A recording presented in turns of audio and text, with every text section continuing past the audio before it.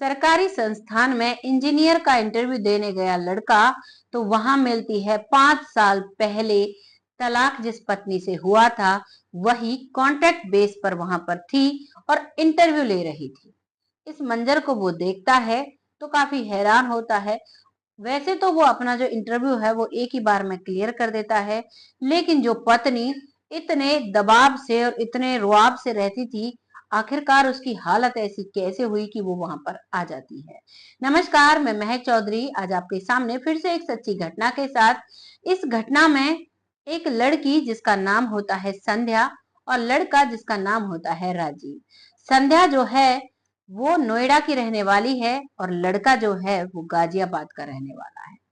दोनों में शादी होती है 2011 में और शादी के बाद जैसे ही नई दुल्हन घर पर आती है, घर परिवार में काफी खुशियां होती हैं। लेकिन नई दुल्हन जब घर पर थी और सास बहुत खुश थी कि अब बेटे की बहू आ गई है, सब कुछ संभाल लेगी, लेकिन वहीं पर कुछ उलट होता है। जो बेटे की बहू होती है, क्योंकि वो नोएडा की थी, उसे घर के कामकाज से ज्यादा मतलब नहीं था।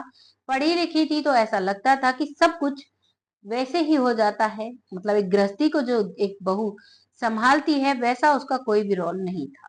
साथ ही साथ वो माँ जब अपने बेटे से कहती है तो बेटा भी उससे कहता है। तभी वो कहती है कि ठीक है, मैं तो काम कर लूंगी, लेकिन साथ के साथ आपको भी मेरे साथ काम करवाना होगा।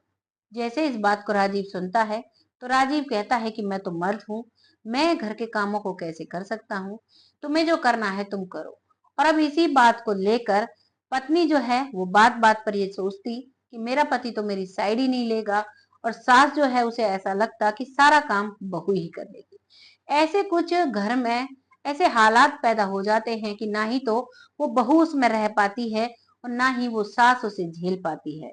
पति बीच में फंस जाता है, ना तो वो बहू की साइड लेता है, ना ही वो माँ की साइड लेता है। कहता है जिसे जो करना है वो करे, और आपसी मनमुटाव के चलते उन दोनों का तलाक हो जाता है। जब उसका तलाक हुआ तो एक बार के लिए राजीव ने कहा था कि संध्या, ऐसा मत करो, हर घर में लड़ाइयां चलती हैं, अगर तुम इसी के चलते यहाँ से चली जाओगी तो फिर ऐसा कैसे हो सकता है लाइफ में तुम्हें आगे भी कुछ ऐसा मिले। लेकिन वो उसकी एक भी बात नहीं सुनती है और वो अब वहां से चली जाती है। तलाक के बाद वो अपने घर जाती है। उसके भैया भाभी बहुत कम समय उसे झेल पाते हैं। उसके बाद वो अपने घर पर रहने लगती है, क्योंकि उसने अलग से एक कमरा लिया था और अब उसे नौकरी भी चाहिए थी। उसके एक अंकल जी थे जिनकी मदद से उसे एक नौकरी मिल जाती है और नौकरी करने लगती है वो भी कॉन्ट्रैक्ट बेस पर।